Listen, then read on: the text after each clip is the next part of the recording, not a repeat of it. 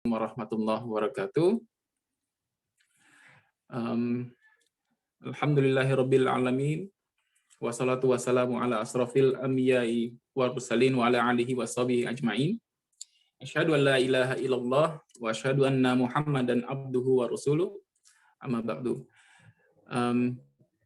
Puji syukur kita panjatkan kehadirat Allah Subhanahu wa taala karena atas nikmat dan karunia-Nya kita masih bisa berkumpul virtual di sore hari ini dan di malam hari waktu Indonesia. Kalau di London ini cuacanya cukup cerah ya, walaupun dingin tapi cerah, menggoda untuk keluar rumah gitu ya.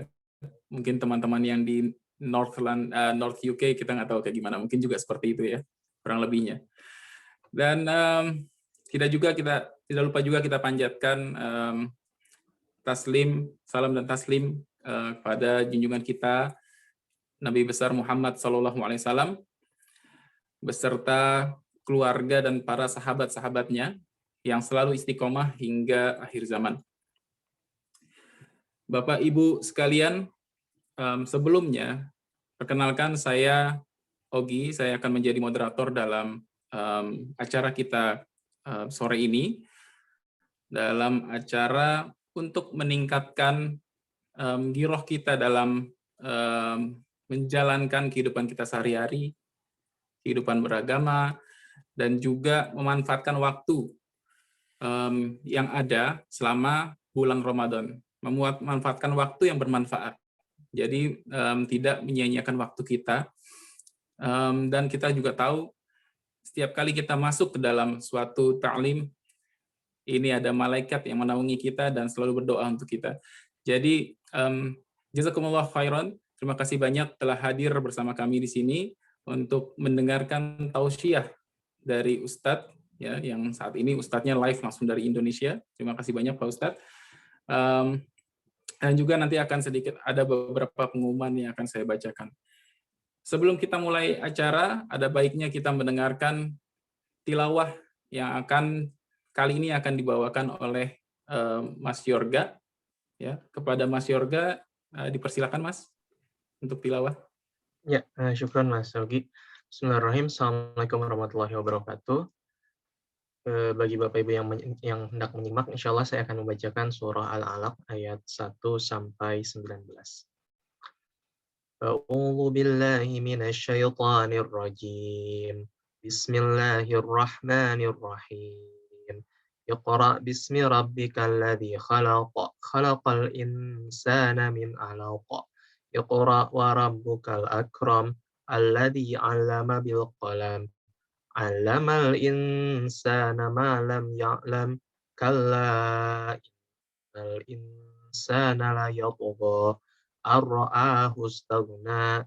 Inna ila rabbika ruj'a. Ara'aita alladhi yanha 'abdan idza shalla. Ara'aita in kana 'alal huda aw amara bit taqwa. Ara'aita in kadzdzaba wa tawalla. Alam ya'lam bi anna Allah yara. Kalla la illam yantahi lanasfa'an bin nasiyah.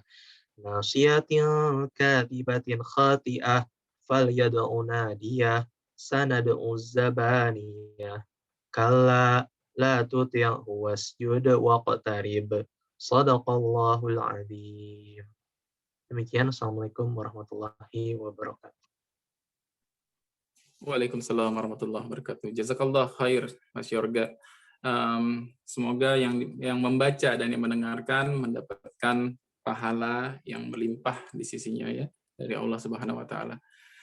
Baik, selanjutnya saya akan membacakan sedikit pengumuman yang berasal dari teman-teman Kibar. Dalam hal ini adalah Kibar Youth ya, Kibar untuk remaja.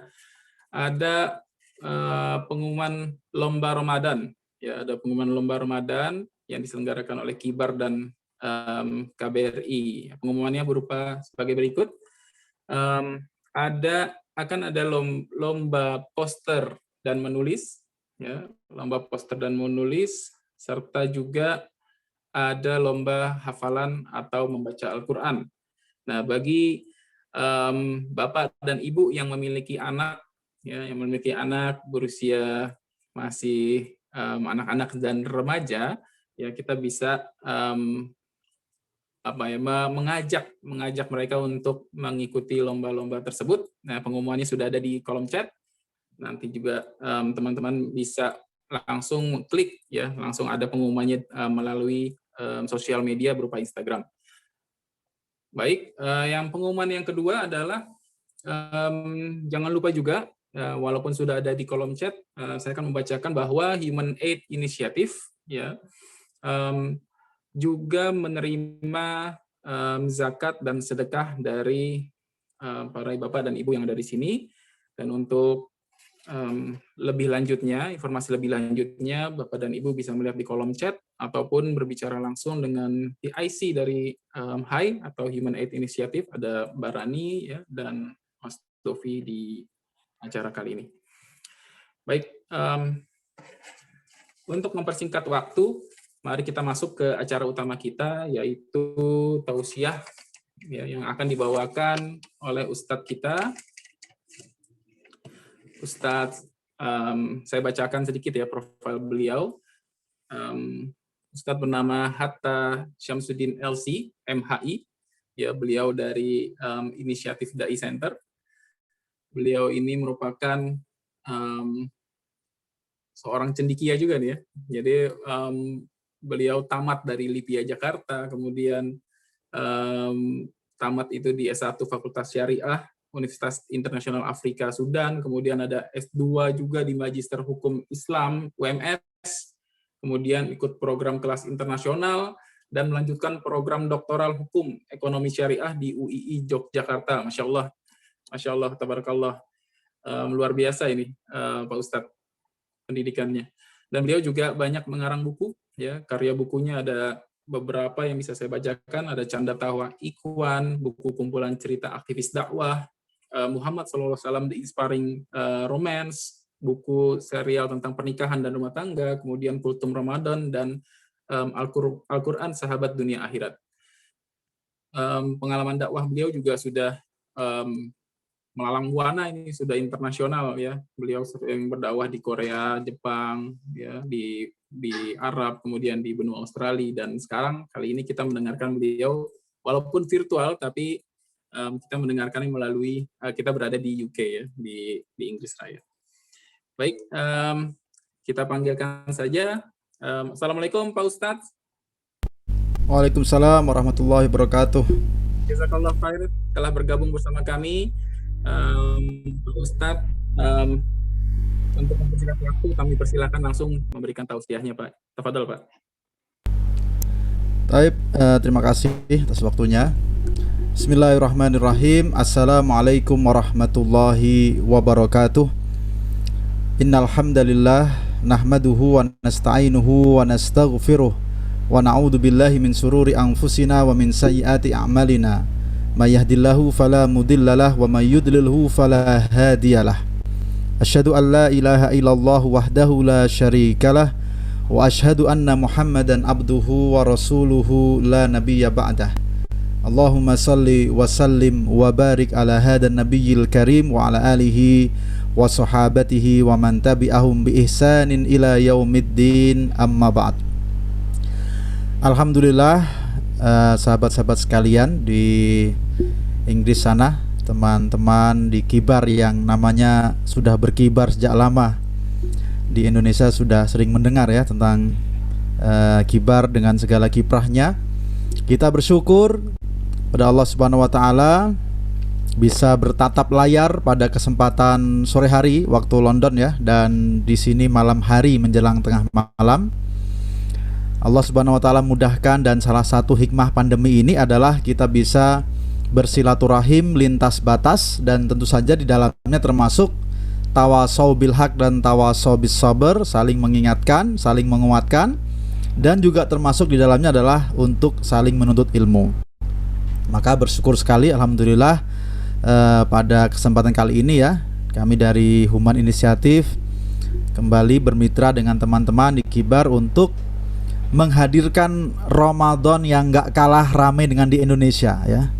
Menghadirkan Ramadan yang juga syiar, menghadirkan Ramadan yang selalu berkesan dan dirindukan. Saya yakin sahabat-sahabat di London sana atau di UK sana pasti merindukan ya suasana Ramadan di sebagaimana di tanah air. Maka insya Allah dengan keimanan yang kita miliki, kita bisa syiarkan Ramadan di mana saja kita berada, termasuk juga dalam kesempatan sore hari ini.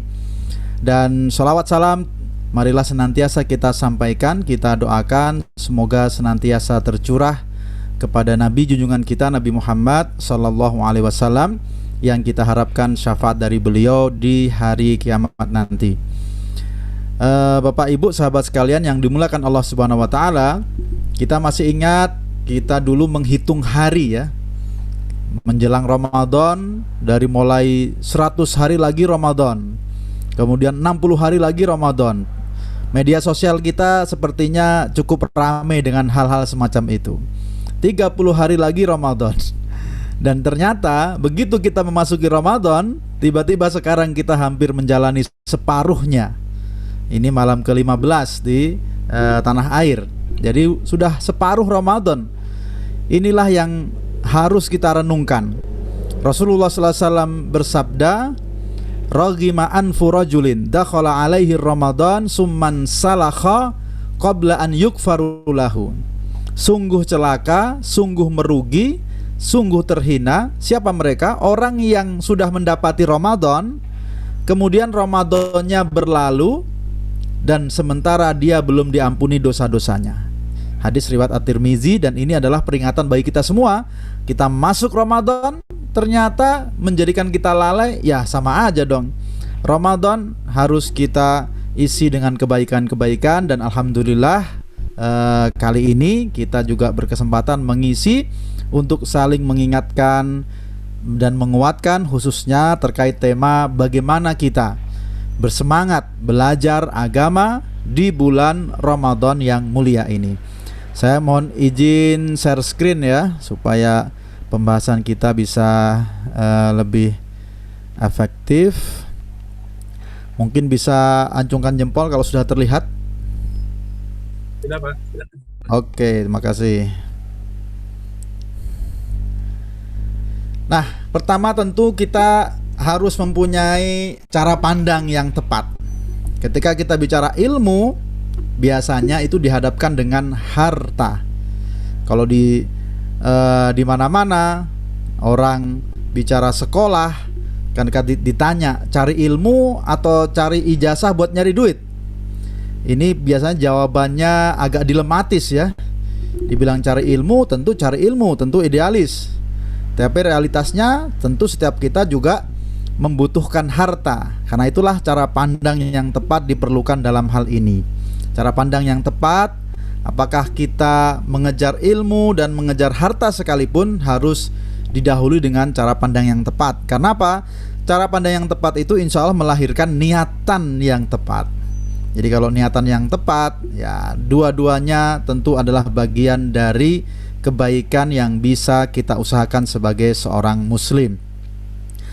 Yang jelas, pertama bicara orang berilmu, keutamaannya luar biasa.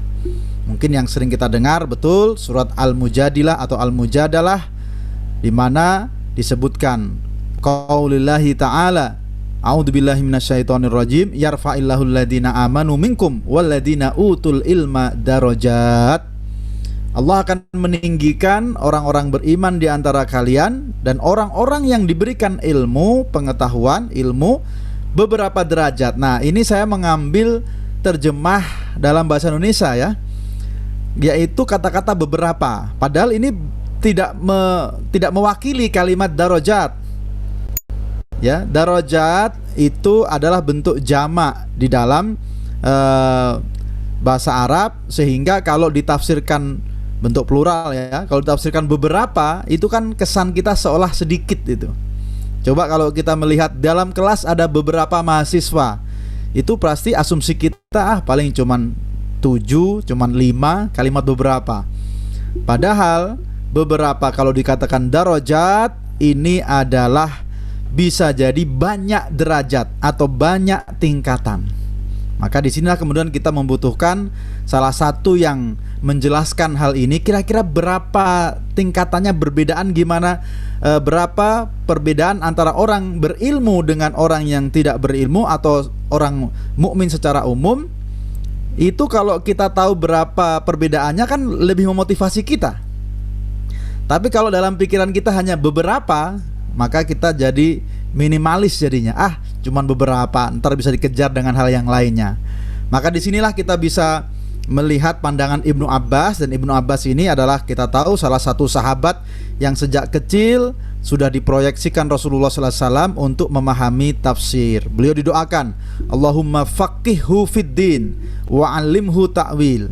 Ya Allah, jadikan dia paham di dalam ilmu agama dan ajarkanlah dia ilmu tafsir. Maka Ibnu Abbas mengatakan tentang hal ini, lil ulama darajatun fauqal mu'minin bisab'imi'ah darajah. Jadi berapa derajat? Di sini Ibnu Abbas beliau mengomentari bahwa para ulama itu di atas tingkatannya dengan orang beriman biasa. Berapa derajat? 700 derajat.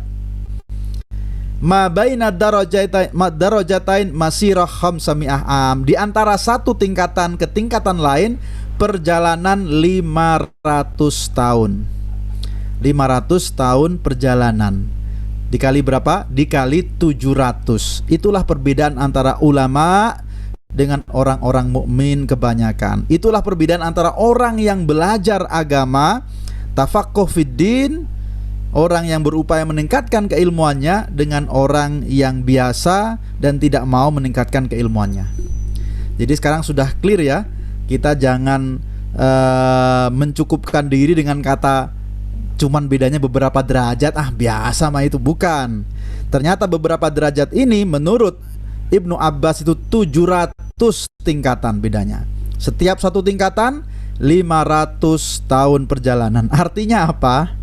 Artinya kita ini dalam majelis ilmu, tambah ilmu, kelihatannya aja kita duduk diam, tapi sebenarnya tingkatan kita insya Allah naik melesat lebih tinggi dari sebelumnya. Jadi semakin kita bertambah ilmu, derajat kita insya Allah semakin tinggi melesat.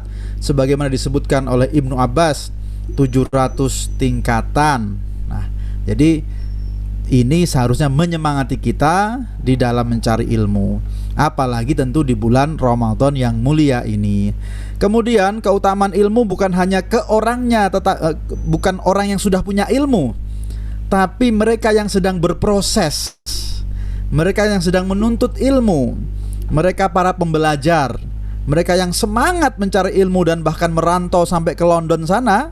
Kalau niatannya baik, maka insya Allah diberikan juga pahala-pahala kebaikan. Misalnya dalam hadis riwayat Imam Bukhari disebutkan, man salaka tariqan yaltamisu fihi ilman sahalallahu lahu bihi tariqan ilal jannah. Siapa yang menempuh jalan untuk mencari ilmu dengan niat yang baik, dengan niat yang tulus, maka Allah akan mudahkan jalannya menuju surga. Ini menunjukkan proses mencari ilmu, menempuh perjalanannya saja itu mendapatkan kebaikan-kebaikan yang luar biasa. Begitu pula di dalam hadis riwayat At-Tirmizi yang lainnya disebutkan, man kharaja fi talabil ilmi fahuwa fi sabilillah.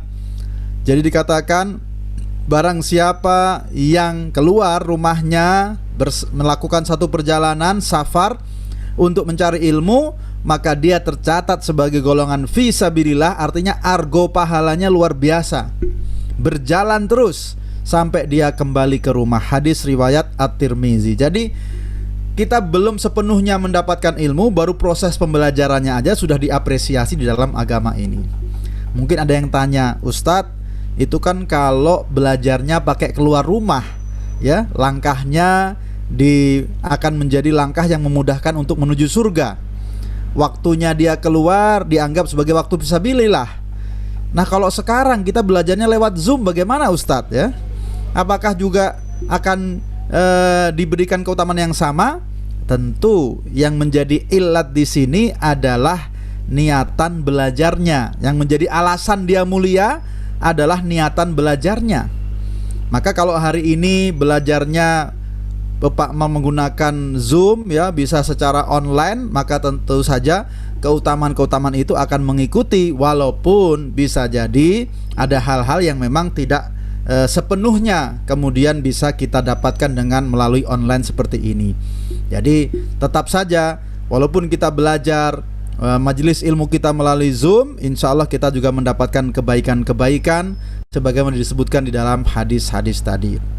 Maka teman-teman juga yang sebagian di sana menuntut ilmu luar biasa, insya Allah kita harapkan menjadi yang termasuk disebutkan dalam hadis-hadis ini, yaitu dimudahkan langkahnya menuju surga dan juga diberikan pahala fisabilillah sampai nanti kembali ke tanah air. Nah, kemudian keutamaan orang berilmunya sudah, keutamaan nyari ilmunya sudah, dan tentu saja keutamaan majelis ilmunya jangan lupa. Yang di dalam hadis dikatakan Rasulullah SAW yaitu sebagai taman-taman surga, Riyadul Jannah. Apa itu majelis ilmu? Jadi Rasulullah SAW menyarankan kepada sahabat, kalau engkau melewati satu taman surga, maka ambillah sepuasnya, minumlah sepuasnya. Para sahabat bertanya, kok taman surga di bumi, apaan ini? Kira-kira begitu kan? Ternyata Rasulullah memberikan jawaban bahwa yang dimaksud taman surga adalah halaqah ilmu, majelis-majelis ilmu. Maka tadi sudah disebutkan ya oleh sahabat kita moderator Pak Sogi, bagaimana majelis ilmu mendapatkan 4 fasilitas. Majtama'a qaumun fi baitin min buyutillah, tidaklah berkumpul satu kaum dalam satu rumah dari rumah-rumah Allah, kemudian mereka yatluna kitabahu wa yatadarasunahu bainahum, mereka membaca Al-Quran dan kemudian mempelajari, akan mendapatkan 4 fasilitas. Pertama, fasilitas ketenangan. Jadi orang kalau dalam majelis ilmu tenanglah ya, lupa dengan beberapa tanggungan, beban, apalagi hutang piutang, sementara tinggalkan dulu, fokus ke majelis ilmu. Kemudian mendapatkan juga rahmat, diliputi dengan rahmat Allah Subhanahu wa taala, dinaungi malaikat. Yang dimaksud malaikat menaungi di sini adalah yaitu yang pertama, malaikat menghormati mereka para pencari ilmu, majelis ilmu, dan yang kedua adalah mereka mendoakan ampunan bagi mereka yang hadir di majelis ilmu. Itulah yang dikatakan dengan dinaungi malaikat. Dan yang jelas, wa dzakarahumullahu fi man indah, Allah Subhanahu wa taala menyebutkan nama-nama yang hadir majelis ilmu di hadapan mereka-mereka. Jadi ini menunjukkan keutamaan yang luar biasa, bagaimana fasilitas yang Allah berikan kepada majelis ilmu. Jadi memang hal ini menjadikan kita harus bersemangat ya menghadiri majelis ilmu, tentu dengan niatan-niatan kebaikan. Nah, kembali ke permasalahan, biasanya kemudian dibentur-benturkan nih ya, yaitu antara ilmu dan harta. Bagaimana sih? Yang jelas dua-duanya sama-sama nggak ada habisnya untuk dicari. Makanya ada, kalau tidak salah ya, salah satu qaul yang mengatakan 2 pemburu yang nggak akan pernah kenyang. Pertama pemburu harta, yang kedua pemburu ilmu. Jadi para pencari harta dan pencari ilmu itu sama-sama nggak ada kenyangnya sebenarnya. Maka dan benar di dalam hadis juga diakui dua-dua hal ini boleh menjadikan motivasi kita ya, sepanjang niatan kita adalah untuk menjalankan kebaikan. Maka dikatakan dalam hadis, la hasad atau ghibtah illa fi isnain, tidak boleh hasad kecuali pada 2 orang. Artinya boleh kita iri, tetapi iri yang produktif, ingin meniru. Kepada siapa? Kepada yang Allah berikan harta lalu diinfakkan siang dan malam. Kepada orang yang Allah berikan ilmu lalu dia mengajarkannya siang dan malam. Kepada mereka kita boleh iri dalam tanda petik, yaitu produktif, ingin mengikuti kebaikan-kebaikannya. Maka kalau ada yang meminta kita memilih antara ilmu dan harta, maka kita jawab dengan hadis Rasulullah SAW, ni'mal al-malu salih biyadi rajulin salih. Sebaik-baik harta yaitu ada pada orang beriman yang saleh. Maka ini kita diminta untuk menggabungkan. Kita ini kan selalu kadang-kadang daripada nih. Makanya Selalu ada daripada ini mending ini. Padahal kita diminta untuk menggabungkan kebaikan-kebaikan. Liyabluwakum ayyukum ahsanu amala. Yang terbaik kita kumpulkan. Misalnya ada yang mengatakan pilih mana kalau nanti nyari jodoh, miskin taat atau kaya maksiat. Nah, ini repot ya kan? Kalau suruh milih daripada begini repot. Miskin taat atau kaya maksiat. Kenapa tidak diupayakan yang kaya dan taat? Sama seperti kita mau sedekah. Ketika kita mau sedekah, masa kemudian ada pilihan, pilih mana sedekah, sedikit ikhlas atau banyak tidak ikhlas? Padahal kita bisa berupaya dan berikhtiar untuk mendapatkan atau bersedekah yang banyak dan ikhlas. Sebagaimana disebutkan dalam surat Ali Imran ya, lan tanalul birra hatta tunfiku mimma tuhibbun. Engkau sekali-kali tidak bisa mendapatkan kebajikan pahala yang besar kecuali engkau mampu menginfakkan apa yang engkau cintai. Maka tentu ini satu tantangan bagi kita untuk berinfak sedekah banyak tapi juga ikhlas. Nah, inilah yang kemudian dijabarkan. Jadi kalau ada pertanyaan antara ilmu dan harta, dijabarkan lagi di dalam hadis riwayat Ahmad, riwayat Tirmizi dengan hadis yang panjang ya, di mana Rasulullah SAW beliau membagi manusia dalam 4 golongan. Yang pertama, rajulun atallahu malan wa ilman. Laki-laki yang diberikan Allah ilmu dan harta, maka dia menjalankan sesuai dengan aturan syariat. Jadi menunaikan hak-haknya, zakatnya, sedekahnya, dan tentu saja menginvestasikan, mengelolanya dengan cara yang baik. Yang kedua, ada seorang yang Allah berikan atau golongan orang yang Allah berikan ilmu tetapi belum diberikan harta. Tapi orang kedua ini selalu berdoa dan berniat dengan tulus. Seandainya diberikan harta seperti orang pertama, akan menjalankan dan menunaikan hak-haknya seperti orang pertama. Rasulullah SAW mengomentari, huma fil ajri sawa, mereka sama dalam pahala. Jadi kalau suruh milih, kita bisa milih antara 1 dan 2. Kalaupun posisinya nomor 2, kita berdoa supaya mendapatkan kebaikan yang sama seperti nomor 1. Nah, masalahnya ada orang yang posisinya nomor 3, punya harta nggak punya ilmu. Nah, ini yang repot nih. Jadinya apa? Dia akan bermaksiat dengan hartanya. Naudzubillah. Kemudian dia tidak akan menunaikan hak-haknya terhadap harta itu, hak atas hartanya. Maka kemudian hal ini diperparah dengan adanya golongan keempat, yaitu siapa mereka? Nggak punya ilmu, nggak punya harta. Isinya apa? Isinya niat buruk terus. Dia meniatkan, seandainya aku memiliki harta seperti orang ketiga, aku juga bermaksiat seperti ia jalankan. Maka naudzubillah summa naudzubillah, ini kalau dalam bahasa kita sudah jatuh tertimpa tangga, ya. Maka Rasulullah SAW mengatakan mereka sama di dalam dosanya. Naudzubillah, itu barangkali karena niatnya buruk terus-terusan. Maka sekali lagi, karena inilah kita bisa memilih sejatinya antara ilmu dan harta adalah sesuatu yang kita ikhtiarkan untuk bisa digabungkan, sebagaimana Rasulullah SAW sampaikan, ni'mal almalu saleh biyadi rajulin saleh. Orang yang saleh kalau punya harta banyak, ya, kalau orang punya harta banyak, dia saleh, kira-kira apakah dia akan makan 3 porsi, 4 porsi? Enggak. Makannya cukup 1 porsi tetap, sisanya bisa buat orang lain. Kalau ada orang saleh kaya raya, apakah dia akan mendesain tempat tidur ranjang ukuran 50 meter kali 50 meter sambil mengatakan orang kaya kan bebas gitu, sultan mah bebas? Enggak. Orang kaya yang saleh dia tetap membuat ranjang dengan ukuran yang biasa, sisanya akan diberikan kepada orang lain, begitu. Jadi itulah yang dikatakan dengan sebaik-baik harta ada pada orang beriman yang saleh. Karena itulah kita niatkan untuk mengupayakan mempertemukan antara kemuliaan ilmu ya dengan harta pada orang-orang saleh yang beriman tersebut. Nah, sudah contoh ya, ini contoh saja, ini di Inggris kan terkenal ini ya.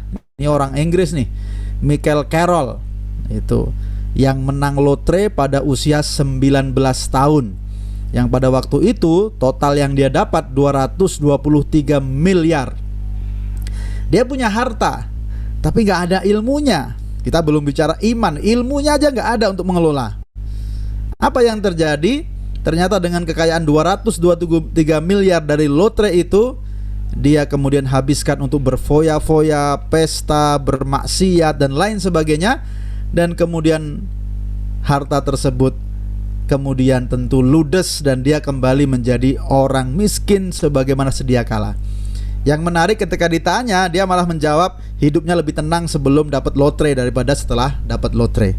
Jadi ini contoh ya bagaimana kekayaan tanpa satu ilmu pengelolaan saja itu bisa menjatuhkan orang pada keburukan. Nah, apalagi tadi tanpa ditunjang dengan keimanan. Nah, lalu kemudian konteks kita adalah bagaimana di Ramadan ini dengan kita memahami ilmu yang luar biasa mulianya, bagaimana kita memanfaatkan momentum Ramadan ini untuk kita belajar, dan tentu saja adalah memperdalam ilmu agama, tafaqquh fiddin. Jadi kenapa? Karena Ramadan memang desainnya adalah bulan untuk setiap amal kebaikan. Dan tidak ada yang meragukan bahwa cari ilmu tadi itu adalah bagian dari amal kebaikan. Ibnu Rajab Al-Hambali mengatakan terkait tentang hadis ini, hadis yang sangat viral di bulan Ramadan, tuftahu fi abwabul jannah wa tuqlagu fihi abwabun nar wa tusaffadu fihi syayatin. Beliau mengatakan enggak ada orang beriman yang enggak bahagia ketika Ramadan. Enggak ada orang beriman yang enggak bahagia ketika pintu surga dibuka. Enggak ada orang beriman yang enggak bahagia ketika pintu neraka ditutup. Dan juga gak ada orang beriman yang gak bahagia ketika setan-setan terbelenggu. Maka disinilah, jadi setiap bentuk kebaikan pada dasarnya di bulan Ramadan ini semangatnya harus lebih. Ya, di bulan Ramadan ini kayaknya kira-kira preman aja tarawih gitu ya. Mereka bersemangat menikmati syiar Ramadan. Maka apalagi kita, mari kita jadikan Ramadan ini juga menjadi inspirasi-inspirasi kebaikan. Karena apa? Karena tingkatan keimanan kita biasanya meningkat dalam bulan Ramadan, sehingga harus kita manfaatkan untuk bersemangat dalam banyak hal kebaikan-kebaikan itu. Jadi apalagi kalau bicara bahwa Ramadan itu syahrul Quran, bulan diturunkan Al-Quran. Bulan diturunkan Al-Quran, syahrul Ramadan alladzi unzila fil Quran hudal linnas wa bayyinatin minal huda wal furqan. Maka erat kaitannya Ramadan dengan Al-Quran. Bahkan aktivitas Rasulullah SAW di Ramadan ini, beliau setiap malam didatangi Jibril alaihissalam, dan kemudian beliau membacakan Al-Quran di hadapan Jibril. Maka ini adalah menunjukkan aktivitas setiap malam beliau di bulan Ramadan terkait dengan Al-Quran. Jadi wajar kalau Ramadan ini memang kita jadikan momentum-momentum untuk lebih dekat terhadap Al-Quran secara rutin dalam keseharian kita. Dan tentu saja bentuknya banyak ya. Yang disebut dengan kita lebih dekat kepada Al-Quran tentu bukan hanya sekedar membaca dan menghafal. Itu sesuatu yang baik, mulia, tidak ada tidak sesuatu yang luar biasa. Dan kita tahu para salafus saleh di bulan Ramadan ini mereka juga sangat-sangat bersemangat di dalam menghatamkan Al-Quran, membaca Al-Quran. Tapi ketika kita juga mengambil hikmah Ramadan sebagai bulan Al-Quran, kita ingat bahwa kewajiban kita terhadap Al-Quran juga bukan hanya membaca dan menghafal, tetapi juga adalah mempelajarinya. Bahkan kita ingat disindir dalam surat Al-Baqarah ayat 44, atamuruna nasa bil birri wa tansawna anfusakum wa antum tatlunal kitab afala ta'qilun. Bagaimana engkau menyuruh orang lain mengerjakan kebaikan sementara engkau melupakan dirimu sendiri padahal engkau membaca Alkitab, maka tidaklah kamu berpikir. Jadi ketika Rasulullah SAW curhat kepada Allah Subhanahu wa taala dengan mengatakan, "Ya Rabbi, inna qaumi ittakhadhu hadzal Qur'ana mahjura." Sesungguhnya kaumku menjadikan Al-Qur'an sesuatu yang diacuhkan. Itu Ibnu Katsir dalam tafsirnya menjelaskan salah satunya adalah ketika tidak mau mempelajari maknanya, tidak mau mengamalkannya, itu termasuk menjadikan sesuatu Al-Quran sebagai sesuatu yang ditinggalkan. Maka kita ingat, boleh kita bersemangat di bulan Ramadan dalam membaca Al-Quran, tapi Rasulullah SAW juga mengingatkan, la yafqah man qara'al Quran aqal min salasa. Tidak akan menjadi paham, tidak akan menjadi pandai dalam masalah agama Siapa mereka? Orang yang membaca Al-Quran kurang dari 3 hari. Tentu ini berlaku ya bagi kita masyarakat awam yang memang kita sangat-sangat membutuhkan majelis-majelis untuk memahami Al-Quran. Memang ada salafus saleh yang menjadikan Ramadan itu khusus untuk menghatamkan Al-Quran. Tapi mereka posisinya, mereka sudah sepanjang tahun mempelajari dan mengajarkan Al-Quran. Nah, masalahnya kita tidak seperti itu. Sehingga di bulan Ramadan ini ya kita bisa tempatkan sesuai dengan porsinya. Terkait Al-Quran, kita juga diingatkan khairukum man ta'allamal Qur'an wa 'allamah. Sebaik-baik kalian yang belajar dan mempelajari Al-Quran. Yang disebut belajar Al-Quran ini bukan hanya sebatas belajar baca ya, belajar tajwid, bukan. Tetapi belajar dan mengajarkan Al-Quran ini termasuk adalah tentu mendalami ilmu-ilmu dan makna-makna dalam Al-Quran, tafsir-tafsirnya, tadabbur ayatnya. Dan itulah majelis ilmi, itulah tafaqquh fiddin yang kita maksudkan. Sehingga ketika bulan Ramadan ini kita niatkan tafaqquh fiddin, kita ingat hadis ini, khairukum man ta'allamal Qur'an wa 'allamah. Inilah bulan Al-Quran, dan yang terbaik adalah kita juga belajar dan mengajarkan Al-Quran. Maka Ramadan menjadi momentum yang tepat untuk itu. Apalagi kita juga ingat bagaimana Ibunda Aisyah. Ini satu contoh ya para pembelajar di bulan Ramadan. Ibunda Aisyah bertanya kepada Rasulullah sallallahu alaihi wasallam.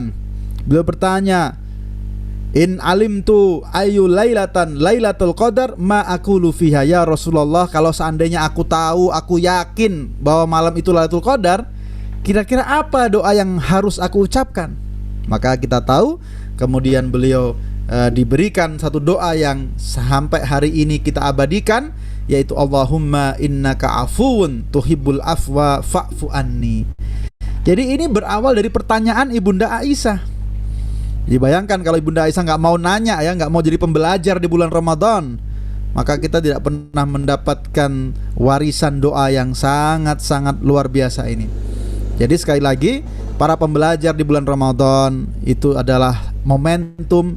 Ramadan adalah momentum kebaikan, sehingga ketika kita bersemangat melakukan segala bentuk kebaikan, termasuk thalabul ilmi, insya Allah juga mendapatkan kebaikan yang berlipat-lipat. Nah, kemudian apalagi kalau kita bicara Ramadan dengan berbagai macam aturannya, kita bicara Ramadan dengan berbagai macam SOP atau fikihnya, kita ingat bahwa sejatinya memang kita diminta harus memiliki ilmunya. Jadi sebelum kita banyak beramal, kita harus punya ilmunya. Maka wajar kalau bulan Ramadan ini kita tetap terus mengejar dan mencari ilmunya, memperdalam ilmu agama, menjadikan momentum Ramadan untuk itu. Karena apa? Rasulullah SAW beliau mengatakan, faqihun wahid asyaddu ala syaitan min alfi abid.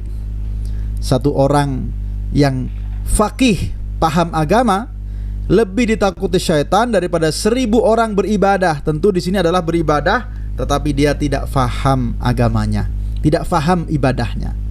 Dan inilah yang kemudian dipertegas oleh Umar bin Khattab. Beliau mengatakan, la mautu alfi abidin qa'imil lail sha'imin nahar ahwanu min mauti akil. Ya, dikatakan alima ma ahallallahu lahu wa ma harram alaih. Umar bin Khattab mengomentari dengan mengatakan, sungguh kematian 1000 orang ahli ibadah yang biasa sholat malam, yang biasa puasa di siang hari, ahwanu, lebih ringan daripada kematian seorang alim, akil, seorang yang berilmu, yang dia tahu apa yang dihalalkan Allah dan apa yang diharamkan Allah. Jadi ini menegaskan terkait hadis tadi di atasnya ya. Jadi bagaimana kita luar biasa ya di musim pandemi ini, ketika kita sangat bersedih ketika mendengar banyak para ulama wafat, maka sungguhnya kita mengingat hadis ini. Ternyata kematian satu orang dari para ulama itu sungguh-sungguh sangat besar, sungguh-sungguh sangat berat ya, jika dibandingkan dengan meninggalnya orang-orang yang mereka beribadah tetapi tidak sepenuhnya faham dengan ilmunya itu.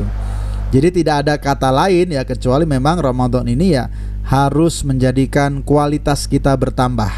Kualitas ruhiyah jelas tentu, kualitas jasadiah jelas puasa menyehatkan, ya, tetapi juga jangan lupa kita meningkatkan juga kualitas fikriyah kita, yaitu tingkatan, ya, pemahaman kita terhadap agama atau tafaqquh fiddin. Apa sih hikmahnya? Kalau kita bicara dalam hadis tentang masalah tafaqquh fiddin, sudah cukup satu hadis menggambarkan semuanya, di mana Rasulullah SAW bersabda, "Man yuridillahu bihi khairan yufaqihu fiddin." Barang siapa yang Allah inginkan kebaikan. Nah, ini kalau sudah kebaikan itu kan luar biasa, banyak sekali. Barang siapa yang Allah inginkan kebaikan ada pada dirinya, maka senantiasa akan diberikan pemahaman dalam masalah agama. Ini artinya apa?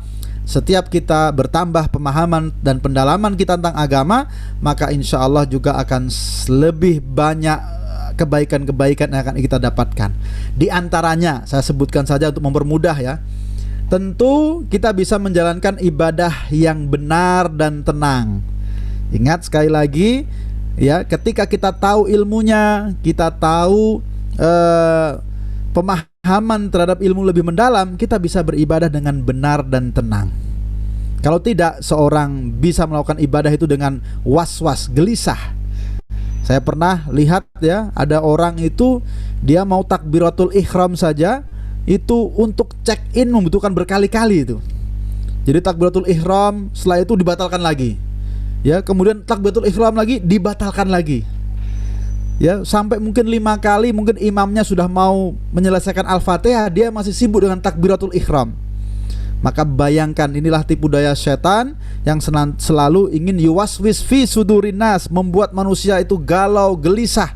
Ini jangan-jangan salah, jangan-jangan tidak sah, jangan-jangan batal. Maka itu semua bisa kita hilangkan dengan menambahkan ilmu agama, sehingga ketika melakukan satu ibadah, kita melakukan ibadah dengan elegan, dengan tenang, dengan nyaman. Kita lihat bagaimana Umar bin Khattab, dan ini memang berlaku untuk semua, ya. Umar bin Khattab misalnya, itu jangankan kita, Umar bin Khattab itu juga pernah gelisah. Ketika beliau di bulan Ramadan, ketika itu, ya, beliau bertanya kepada Rasulullah SAW, "Ya Rasulullah, inni sona'tu amran adiman." Ya Rasulullah, aku berbuat sesuatu yang besar. Apa itu? Aku mencium istriku ketika berpuasa. Nah, jadi nggak tenang nih. Ini jangan-jangan batal nggak nih? Itu. Jangan-jangan batal nggak nih? Maka kemudian Rasulullah SAW memberikan ilustrasi, ya, kias, bagaimana kalau berkumur-kumur batal atau tidak. Ternyata tidak. Maka itu contoh, ya, salah satu bahwa ketika kita menjalankan di bulan Ramadan, di bulan puasa ini satu ibadah, ketika kita tahu ilmunya, itu kita bisa menjalankan dengan tenang. Dan memang dalam hadis yang lain juga dijelaskan, Rasulullah SAW beliau juga menciumi istri beliau ketika dalam kondisi berpuasa, tetapi beliau adalah orang yang paling mampu menahan hasrat seksualnya. Maka di sini para ulama, Imam Syafi'i misalnya, itu mengambil kesimpulan, ya, hukumnya boleh, tapi bagi yang masih muda-mudi itu makruh, ya, yang masih semangatnya luar biasa itu makruh, karena dikhawatirkan tentu akan menjalankan hal-hal yang justru malah haram itu. Jadi ibadah bisa tenang. Kemudian juga dengan tafaqquh fiddin, kita tentu mendapatkan pemahaman yang clear tentang mana yang halal dan haram, baik itu makanan, baik itu aktivitas, ya, baik itu keseharian kita, gaya hidup kita, mana yang halal dan mana yang haram itu kita ketahui. Dan ini tentu menjadi hal yang memang seorang muslim harus layak berhati-hati. Apalagi kalau kita bicara bab muamalat misalnya, Rasulullah SAW sudah mengingatkan bahwa ayyuma suhtin, ya, nabata min haram fannaru aula biha. Daging yang tumbuh dari yang haram, maka neraka lebih tepat untuk membakarnya.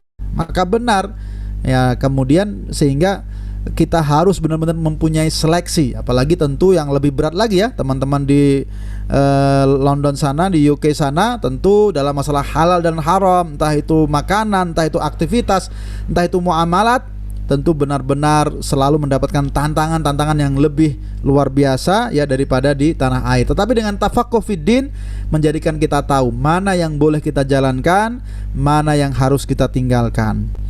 Dan kemudian juga kita dengan tafakuh fiddin, kita punya solusi atas segala permasalahan dalam kehidupan kita.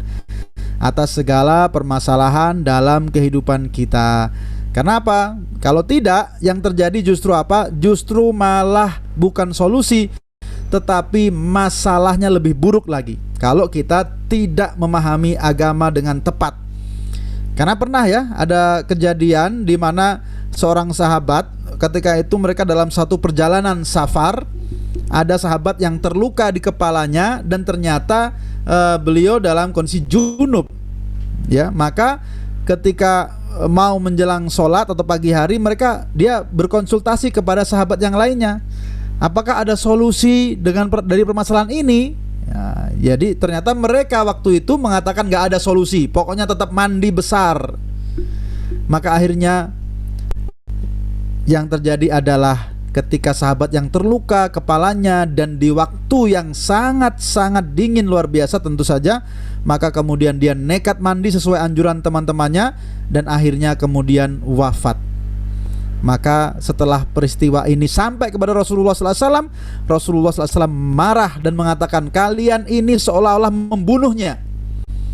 Jadi itu satu hal yang sangat-sangat disesalkan oleh Rasulullah, karena seandainya mereka tahu solusinya, tentu adalah cukup dalam konteks darurat seperti itu dia untuk tayamum, tidak harus mandi besar. Jadi inilah contoh ya bagaimana Islam memberikan solusi dalam permasalahan. Sebaliknya, kalau kita tidak memahami, kita akan terjebak pada permasalahan-permasalahan atau akibat-akibat yang lebih buruk. Jadi apapun masalahnya, ada Islam menjawabnya dan solusinya. Solusi yang tentu adalah solusi terbaik untuk dunia dan akhirat kita. Kemudian juga kalau kita menjalankan tafakuh fiddin, insya Allah kita mendapatkan banyak kemudahan. Banyak kemudahan di dalam syariat ini yang bisa dipahami ketika kita benar-benar memahami Islam dengan baik ya. Kita tahu bagaimana rusuh, kita tahu bagaimana kemudahan-kemudahan yang disyaratkan juga di dalam ayat-ayat Syam. Yuridullahu bikumul yusra wala yuridu bikumul usr. Jadi semakin kita memahami Islam, kita akan mendapati betapa maqasidus syariah, tujuan mulia dalam syariat kita adalah untuk kemudahan hambanya. Makanya kalau pas puasa kita bingung, ternyata kita terlupa, mungkin hari pertama, hari kedua ya, kita lupa makan nasi atau minum. Nah mungkin kita bingung kan, kalau nggak tahu langsung kita batalkan puasa kita. Padahal kalau kita melihat di dalam hadis, justru malah itu rezeki dari Allah, jadi nggak perlu dibatalkan. Jadi kalau ada yang kelupaan puasa, tidak perlu kelupaan makan ya, kemudian itu menjadi satu rezeki. Cuma nanti pertanyaannya, kelupaan makannya di hari apa ya kira-kira ya? Jangan-jangan tanggal 15 masih lupa ya? Atau kelupaannya berapa porsi nih kira-kira? 2 porsi baru ingat mungkin. Tapi intinya bahwa kemudahan akan sangat-sangat bisa kita lihat ketika kita semakin memahami agama. Misalnya bagaimana Islam diingatkan bahwa ketika ada makanan sudah dihidangkan, maka boleh kita menunda sholat terlebih dahulu untuk memakan. Ini kan kemudahan. Kalau kita nggak paham ya pengennya, kalau itu sholat dulu. Ternyata sambil sholat kita sambil ingat makanan ya. Jadi bagaimana Islam menginginkan kemudahan supaya sholat kita lebih khusyuk. Nah itu semua bisa kita kumpulkan dalam makna tadi, man yuridullahu bi khairan yufaqihu fiddin. Ketika Allah menginginkan kebaikan pada seorang hamba, akan dijadikan paham di dalam masalah agama. Nah bahasan terakhir kita adalah bagaimana kita menjadi pembelajar, apalagi di bulan Ramadan ini kita bisa belajar adab-adab terkait mencari dan menuntut ilmu yang sudah sangat banyak dibahas oleh para ulama. Tentu saja yang pertama, luruskan niat.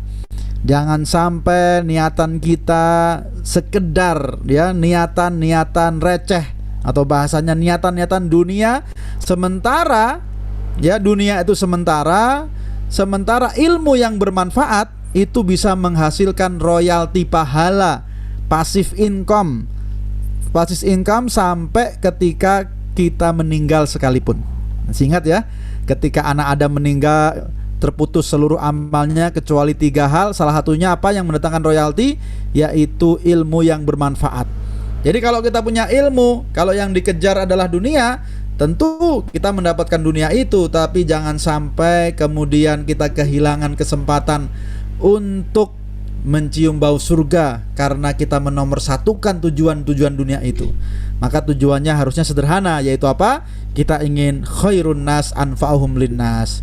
Kemudian ada juga mereka yang mencari ilmu supaya viral, mencari ilmu supaya terkenal, dan mencari ilmu supaya bisa mendebat para ulama atau para ustadz lainnya, atau berbangga-bangga dengan gelar, dan itu semua menjerumuskan. Maka hari ini kan godaan kita di situ ya, bagaimana orang bisa dengan mudah cepat viral dengan perangkat media sosial. Maka ini juga harus kita luruskan. Untuk apa kita mencari ilmu? Jangan-jangan kita ingin mendebat, menyaingi, atau melecehkan para ustadz yang lain. Sungguh itu satu hal yang harus dihindari. Kemudian juga kita niatkan dalam mencari ilmu itu adalah untuk meninggikan syiar kita, meninggikan syiar Islam. Ketika kemudian kita niatannya baik dan kemudian kematian datang kita dalam niatan yang baik, maka kita mendapatkan tingkatan yang sama dengan para anbiya. Jadi luar biasa bagaimana keutamaan para penuntut ilmu ketika niatnya adalah niat-niat kebaikan. Dia mendapatkan banyak hal. Nah, setelah sisi niatan tentu saja harus ada kesungguhan, sungguh-sungguh dalam banyak hal.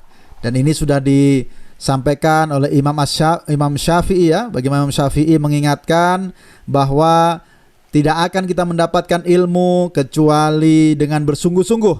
Ya, dari mulai khirsun, itu semangat, obsesif, ijtihad, kesungguhan, bekal, dan tentu saja dengan pendampingan ustadz, dan membutuhkan waktu yang banyak ya. Kalau harta itu kan bisa ditransfer dalam satu malam, bisa selesai ya. Harta bisa diwariskan dengan cepat. Tapi kalau ilmu yang bisa ditransfer cuman filenya ya, di USB atau di hard disk kita. Tapi ilmunya tidak bisa kecuali dengan cermat kita ulang-ulang dan kita pelajari. Jadi luar biasa bagaimana memang kita harus apalagi di bulan Ramadan ini ya, ada target, ada kesungguhan. Taruhlah dalam satu hari kita berusaha membaca beberapa lembar dari satu buku atau kitab, itu masih jauh lebih baik ya daripada kita tidak memiliki target sama sekali. Ingat hadis Rasulullah SAW, ahabul a'mal ilallah, amal yang paling baik yang dicintai Allah adalah adwamuha wa in qalla, yang paling kontinu meskipun cuman sedikit. Kemudian setelah bersabar, tentu ilmu adalah cahaya. Kalau kita banyak maksiat, banyak aktivitas yang sia-sia, maka bisa jadi semakin susah ilmu itu terdownload dengan baik dalam benak kita. Karena banyak virus-virus yang masuk itu. Ketika kita bermaksiat, banyak virus-virus yang akan apa? Yang akan menghapus ilmu-ilmu yang masuk, atau bahkan memprotek kita dari ilmu-ilmu yang akan kita peroleh. Dan ini tidak kita sadari. Tidak kita sadari ya. Kita aja kalau komputer, laptop ada virusnya, itu pasti merusak file-file yang ada. Maka demikian pula ketika kita bermaksiat, naudzubillah summa naudzubillah, tanpa kita sadari ada file-file ilmu yang rusak, terhapus, dan itu tentu kerugian yang nyata. Kemudian juga bagian dari menuntut ilmu adalah menghormati guru. Dan ini kalau di dalam hadis sudah banyak ya, bagaimana Ali bin Abi Thalib radhiyallahu anhu mengatakan, aku rela menjadi hamba bagi seorang yang mengajariku satu ilmu, satu huruf saja. Jadi luar biasa penghormatan terhadap guru, penghormatan terhadap ustadz, terhadap ulama. Maka kalau penghormatan ini bukan hanya secara zahir ya, kita menghormati, tetapi juga tentu dengan doa-doa kebaikan kepada mereka yang telah mengajarkan kita kebaikan. Dan ini menjadi salah satu sebab berkahnya ilmu. Jadi kalau kita mendapatkan ilmu dari seseorang, kemudian kita tidak menghormatinya atau bahkan menggibahnya, maka bisa jadi ilmu yang kita terima justru malah tidak berkah dan akan mudah sekali kita lupakan. Maka salah satu cara kita untuk mengabadikan ilmu kita adalah menghormati para ulama yang mengajarkan kepada kita dan mendoakan mereka. Mendoakan mereka sehingga ilmunya menjadi tertanam lebih berkah dalam diri kita. Dan tentu saja ya tadi kita harus saling menghormati, walaupun mungkin dalam satu masa bisa jadi ada perbedaan pendapat antara murid dan guru, dan itu sudah sangat-sangat biasa, sebagaimana antara Imam Malik dan Imam Syafi'i, dan sebagaimana antara Imam Syafi'i dan Imam Ahmad sekalipun. Kemudian juga kunci pembelajar itu di antara dua hal. Waqad warada fil asar la yata'allamul ilm al-mustahi wal mustakbir. Tidak akan pernah mendapatkan ilmu dua orang. Pertama yang malu-malu, yang kedua yang sombong. Jadi yang malu-malu juga nggak dapat ilmu ya, karena ya kita tahu ya, biasanya mohon maaf ya, kadang kalau di perkuliahan itu orang-orang kita ya kadang-kadang malu, padahal ilmunya luar biasa, tapi malu, nggak mau nanya, nggak mau jawab, atau nggak mau menyampaikan kesimpulan misalnya, maka tentu dia tidak mendapatkan ilmu secara utuh. Atau kalau sombong, apalagi kalau sombong, kalau kita sombong merasa sudah pernah, sudah biasa, nanti bisa, itu nyari di Google, maka disitulah mulai tertutup hati kita untuk mendapatkan kebaikan-kebaikan. Jadi kita jangan mengandalkan sebab-sebab yang dohir saja ya. Kita harus mengandalkan ternyata dengan doa kita, dengan kerendahan hati kita, itu malah membuka pintu-pintu untuk masuknya ilmu. Sebaliknya dengan kesombongan itu semakin menutup dan menyulitkan. Dan tentu saja salah satu bagian dari kesungguhan adalah kita harus punya catatan, kita harus sering mengulang, murojaah. Karena apa? Wa khuliqal insanu dha'ifa. Manusia itu lemah. Manusia itu lemah, termasuk lemah di dalam mengingat, lemah di dalam memahami. Karena itu tidak ada langkah kecuali kita harus melakukan praktis ya, melakukan latihan, mencatat, mengulang. Dan apalagi kalau kemudian kita ajarkan, apalagi kalau kemudian kita ringkas, kemudian kita ajarkan kepada orang di sekitar kita, maka insya Allah ilmu itu akan menjadi semakin kuat tertanam. Dan tentu saja setelah itu kita juga bersemangat untuk mengamalkan. Dan akhirnya semua itu memang sekali lagi dibutuhkan kesungguhan dan ikhtiar kita dalam mencari ilmu dimanapun, dalam kondisi apapun. Kita dituntut untuk bermujahadah. Walladzina jahadu fina lanahdiyannahum subulana. Ketika kita bersungguh-sungguh mencari kebaikan-kebaikan di jalan Allah, maka insya Allah Allah Subhanahu wa taala akan mudahkan urusan kita. Termasuk tentu dalam kita insya Allah menuntaskan hari-hari mulia di bulan Ramadan ini. Jadi di bulan Ramadan ini tidak ada alasan kita tidak mengoptimalkan waktu antara meningkatkan ruhiyah kita dan juga meningkatkan fikriyah kita dengan mencari dan menguatkan majelis-majelis ilmu. Demikian, semoga Allah Subhanahu wa taala memudahkan upaya kita, ikhtiar kita, dan insya Allah semoga kita istiqomah hingga husnul khatimah. Aqulu qauli hadza wa astaghfirullahi wa lakum. Assalamualaikum warahmatullahi wabarakatuh. Waalaikumsalam warahmatullahi wabarakatuh. Jazakallah khair Ustadz. Barakallahu fiik. Semoga Allah selalu melindungi Ustadz dan keluarga di Indonesia. Ini dari awal sampai akhir ini isinya ilmu semua Pak Ustadz. Baik, untuk mempersingkat waktu, saya ada beberapa pertanyaan Pak Ustadz dari teman-teman yang hadir di sini. Pertanyaan pertama dari Bu Yayu Catri, apakah mau berbicara langsung Bu Yayu? Atau saya bacakan saja? Baik, saya bacakan aja kali ya. Pak Ustadz, Bu Yayu bertanya, sebenarnya yang dimaksud ilmu itu ilmu agama atau ilmu yang lain Pak Ustadz? Bagaimana Pak Ustadz? Ya, jadi kita tidak mengenal ada dikotomi ilmu ya, antara ilmu agama dan ilmu umum, sepanjang semuanya itu melahirkan manfaat ya. Memang kalau nanti kita bicara lebih detail, ada ilmu yang bersifat wajib harus tahu. Misalnya yaitu terkait dengan pemahaman ilmu agama, itu semua harus mempunyai kewajiban harus mencari ilmu tersebut ketika memang dia akan melaksanakan hal tersebut. Misalnya ketika kita bicara Ramadan, maka kewajiban kita adalah mempelajari ilmu terkait tentang Ramadan dan puasa. Ketika orang mau haji, maka kewajiban kita secara fardu ain itu adalah mempelajari ilmu tentang haji. Ya, ketika kita akan sholat itu fardu ain, kita harus tahu ilmu tentang sholat. Nah, adapun ilmu-ilmu umum dan ilmu-ilmu agama yang secara umum perlu pendalaman itu disebut dengan fardu kifayah, ya. Ilmu-ilmu umum yang mengantarkan kepada kemudahan manusia di dalam kehidupannya, entah itu teknologi, ya, ekonomi, maka itu juga disebut dengan mempelajarinya juga fardu kifayah. Artinya apa? Diharapkan ada yang harus mempelajarinya dari golongan orang-orang muslim ini, kesehatan macam-macam. Jadi di sini tidak ada dikotomi, cuman hanya ada pada yang kewajibannya itu fardu ain dan ada juga yang kewajibannya fardu kifayah. Maka sekali lagi, kalau kemudian kita niatkan bahwa dengan ilmu kita, ilmu umum sekalipun, tetapi kemudian kita niatkan mendapatkan kemanfaatan dan menyebarkan kemanfaatan, itu juga berpahala. Karena kewajiban mempelajarinya juga wajib tadi kifayah, terutama pada hal-hal yang memang itu sangat-sangat berhubungan dengan kemudahan dalam kehidupan, tadi kesehatan, ekonomi dan semuanya macam-macam itu, teknologi itu.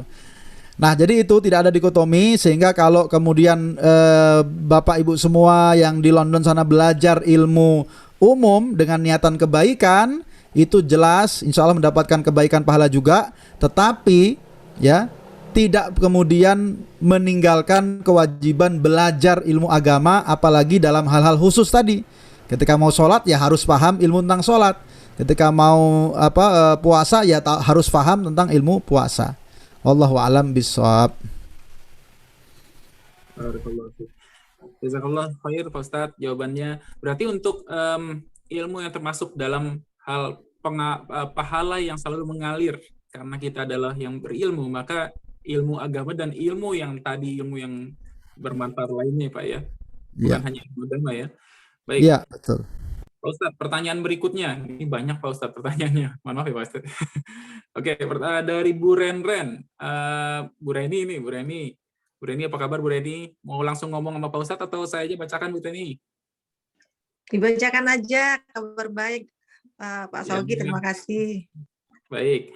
Pak Ustadz, pertanyaan dari Bu Reni. Terkait dengan mencari ilmu, untuk mempelajari ilmu agama Islam dalam situasi terbukanya akses internet seperti saat ini, apakah kita perlu mempunyai seorang guru khusus? Nah, atau ustadz khusus nih ya, atau mencari sendiri, sekedar browsing? Nah, mohon arahan dan metode yang baik dari Pak Ustadz. Terima kasih Pak Ustadz.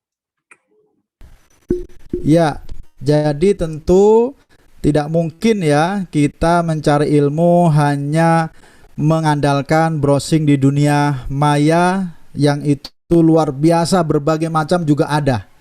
Dari mulai yang baik-baik sampai yang mengajak kepada kesesatan juga ada. Dan masalahnya ini betul ya, ini menjadi kecenderungan orang kalau mencari ilmu atau suatu fatwa di dunia maya itu akan lebih cenderung mencari yang mudah, yang sesuai keinginannya itu.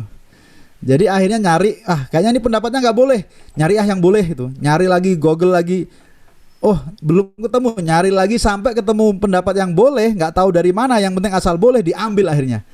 Nah ini jadi tidak ada standar, justru malah ketika kita mengandalkan mencari ilmu dari browsing, itu yang ada adalah sebenarnya kita ingin mencari legalitas dari apa yang kita inginkan, ya. Karena apa? Kemudian dari pilihan-pilihan kita nyari, mana sih yang boleh nih, kok yang lainnya nggak boleh semua?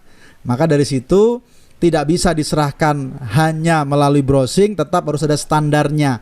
Ada standarnya, dalam berguru pun demikian ya, ada namanya jalur, riwayat, sanad. Nah kalau kita tentu mungkin tidak sedetil itu, tapi kita juga harus tahu misalnya rekomendasi-rekomendasi situs-situs untuk belajar Islam itu.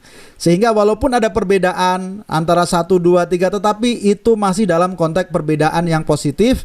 Sebagaimana kalau dalam madhab kan ada 4 madhab misalnya.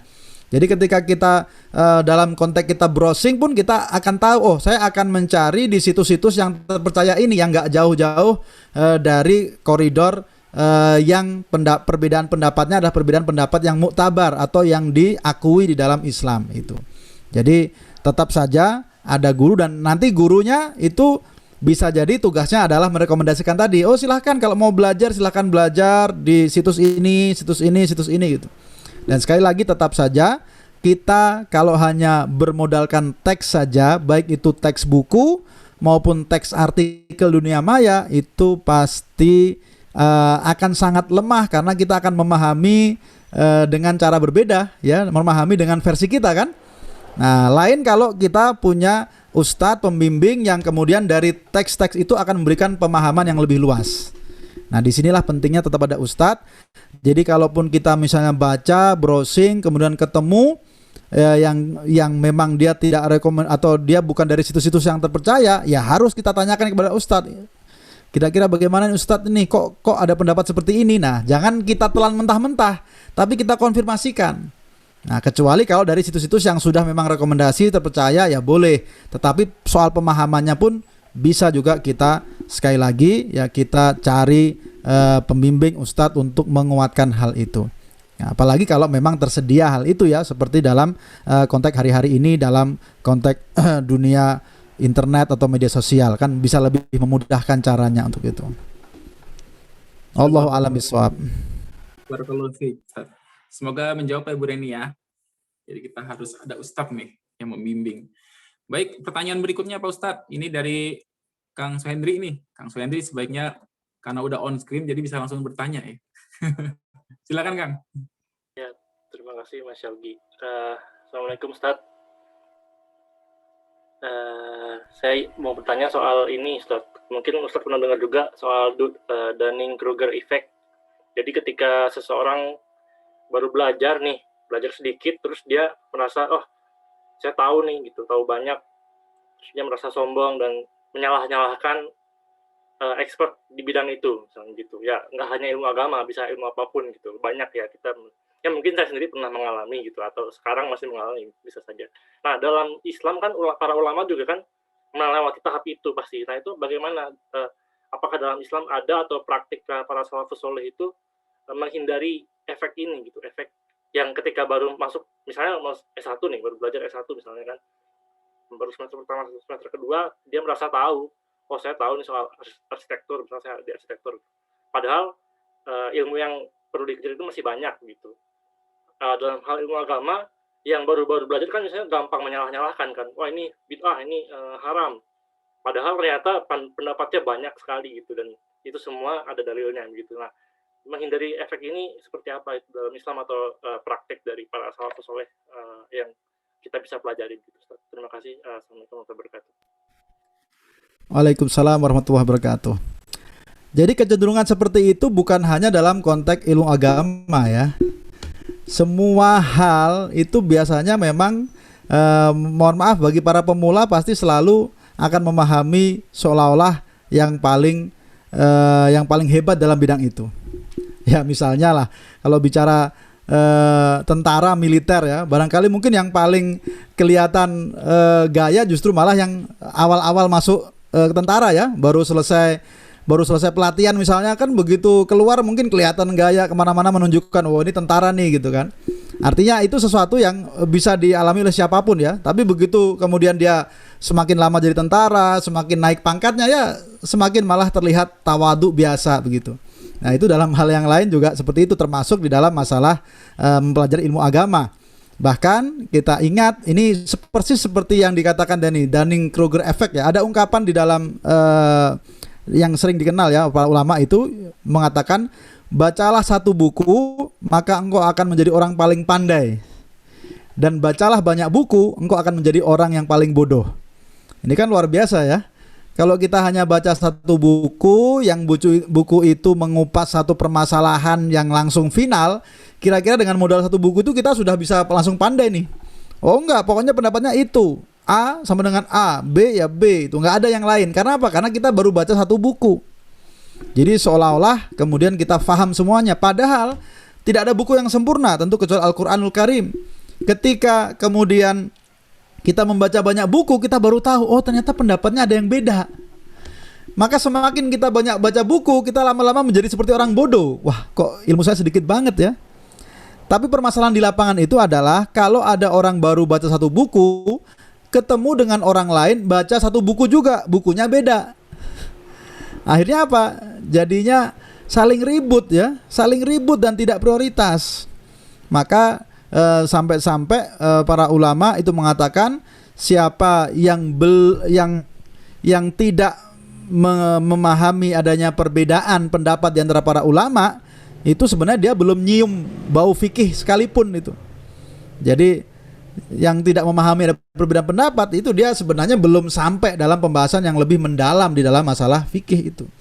Maka inilah yang kemudian menjadi tuntutan bagi kita ya, bagaimana kita di dalam mencari ilmu harus tahu bahwa fauqa di ilmin alim, bahwa di atas orang yang berilmu masih ada yang berilmu lagi.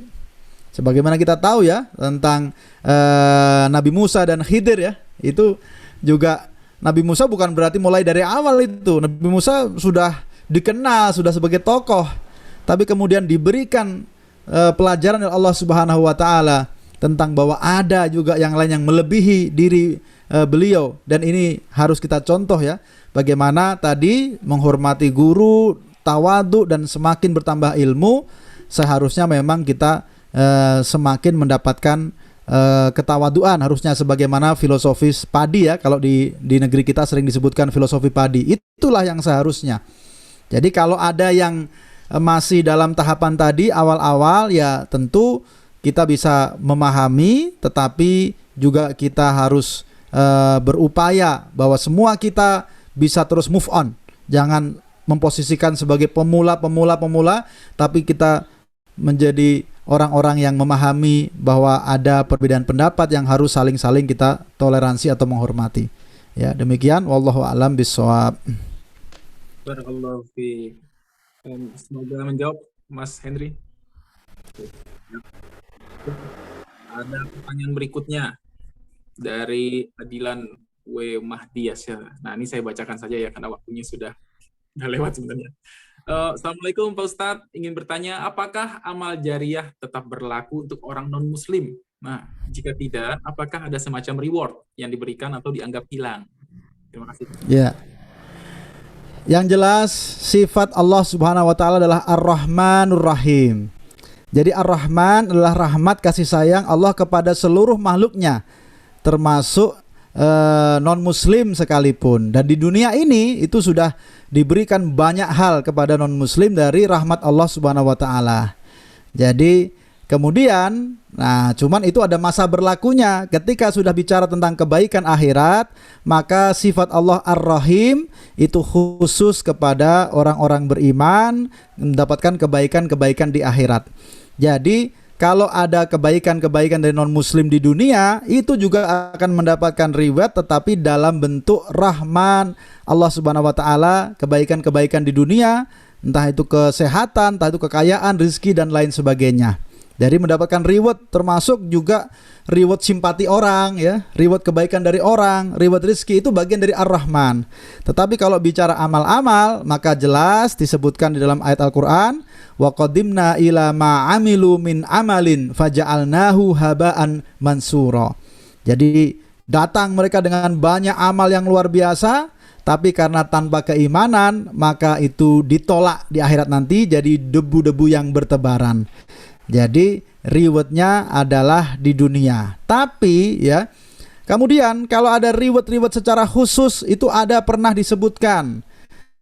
Misalnya Abu Thalib, paman Rasulullah SAW.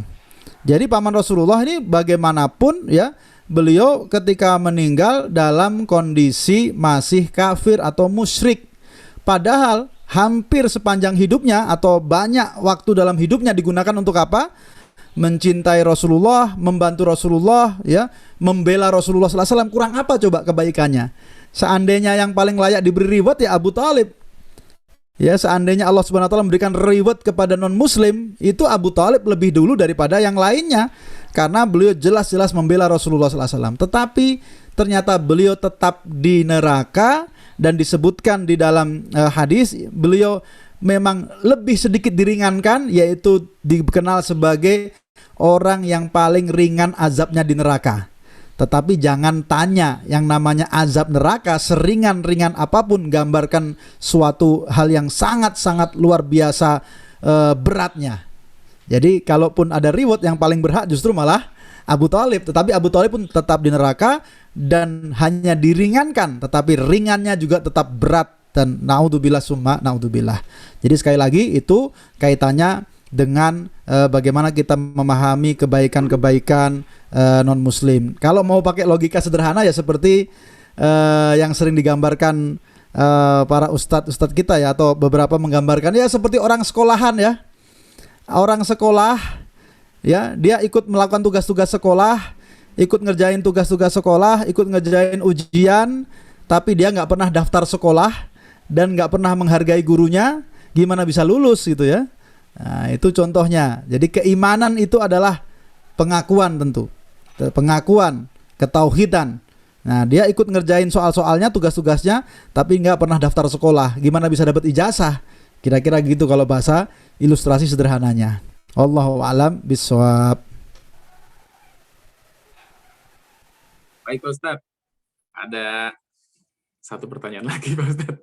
Mohon maaf ini di Pak Ustadz udah jam 12:30 kurang ya Pak ya. Baik, satu pertanyaan tapi mungkin agak sedikit out of topic, tapi sepertinya penting Pak, harus bisa dikasih memberikan nasihat ya Pak ya. Dari Ibu Dewiani, Assalamualaikum Pak Ustadz, mohon izin bertanya, apabila ibu mertua masih non-muslim dan meninggal dunia, apakah kita boleh mengikuti prosesi keagamaannya masuk ke gereja? Mengingat saya lihat di TV di luar negeri, misalnya di salah satu kota di USA atau di Amerika, orang-orang muslim diperkenakan sholat di gereja karena masjid belum ada di sana. Bagaimana Pak Ustadz nasihatnya Pak Ustadz? Ya, tentu itu satu hal yang berbeda ya. Kita perlu melihat batas-batasannya. Antara penghormatan, takziah itu tentu dibolehkan. Takziah kepada non-muslim, ya ada saudara kerabat yang wafat, kemudian kita turut menyemangati, menghibur, ya, dan mendoakan, tapi doakan kepada yang ditinggalkan supaya diberikan kesabaran, kesehatan, kekuatan, itu boleh. Tapi bukan mendoakan yang sudah meninggal, yaitu diberikan ampunan, itu tentu nggak boleh ya, kaitan dengan akidah. Bahkan Rasulullah SAW juga pernah ketika ada jenazah Yahudi lewat, beliau berdiri untuk menghormati, ya, sebagai manusia, penghormatan. Jadi penghormatan kita, takziah kita itu dibolehkan dengan doa yang standar kemanusiaan ya. Semoga sabar, semoga sehat ya, itu standar ya, tapi bukan doa ampunan, doa rahmat Allah Subhanahu wa taala. Nah, itu adalah batasan yang harus kita jaga. Dan kemudian kalau kita prosesi dan kemudian masuk ke gereja dan ada prosesi keagamaan, maka tentu itu bagian yang harus kita hindari, karena ada prosesi keagamaan yang mau tidak mau ya, itu bagian dari seharusnya kita hindari ya, seharusnya kita hindari. Apalagi selama memang itu menjadi sikap yang bisa kita komunikasikan sejak awal. Permasalahannya adalah ya, kalau kemudian ada satu hal sikap kita yang itu kemudian menjadi seolah nggak mau masuk gereja untuk mengantar ibu mertuanya sendiri. Nah, kalau ada yang seperti itu, tentu kita harus buktikan dengan hal-hal lain itu. Jadi orang masing-masing harus memiliki bargaining, tawar tentang prinsipnya. Ketika kita tidak masuk gereja untuk mengikuti ritual-ritual ibadah, berarti kita juga bisa membuktikan dan mengimbangi bahwa hubungan muslim dan non-muslim dalam Islam itu bisa ada hubungan yang baik, yang saling menghormati, tetapi tidak harus yang terkait dengan wilayah akidah tersebut. Jadi ada pembuktian dari kita, ada bargaining bahwa ini memang tidak saya lakukan, tapi saya menjalankan banyak hal yang lain yang juga bagian dari menghormati seorang non-muslim. Itu wilayah yang harus kita buktikan tadi. Jadi maksud saya, kalau memang itu tidak bisa dihindari, atau kalau bisa dihindari, dan kita buktikan dengan bahwa kita juga bisa menghormati dengan hal-hal lain yang dibolehkan dalam syariat kita, bukan hanya sebatas mengikuti upacara di gereja tersebut. Wallahu a'lam bishawab. Allahu a'lam bishawab. Barakallahu fiik, jazakallahu khair Ustaz atas jawabannya, dan semoga Bu Dewi dan semua yang ada di sini kita sama-sama dilindungi oleh Allah Subhanahu wa taala dari apapun yang mungkin bisa berefek negatif kepada kita. Baik Pak Ustadz, sepertinya itu adalah pertanyaan terakhir Pak Ustadz. Karena di sana sudah sangat larut malam, dan di sini sih belum Pak Ustadz, masih lama juga untuk buka puasa gitu. Jadi kita masih bisa mencari ilmu lagi nanti setelah ini gitu ya Pak Ustadz. Baik, teman-teman semua, para ibu dan bapak yang saya hormati, terima kasih banyak. Jazakumullah khair atas waktu yang telah disediakan, waktu untuk kita berilmu, ya, sehingga Allah akan meninggikan derajat kita sebagai orang-orang yang beriman dan berilmu, yang ingin selalu mencari ilmu pengetahuan yang baik tentu saja. Dan ingat tadi kata Pak Ustadz, kita bisa ditingkatkan derajatnya hingga 700 tingkatan, Masya Allah. Sekali lagi saya mengucapkan terima kasih kepada Pak Ustadz Hatta. Jazakallah khair. Semoga Allah melindungi Pak Ustadz dan keluarga di sana di Indonesia.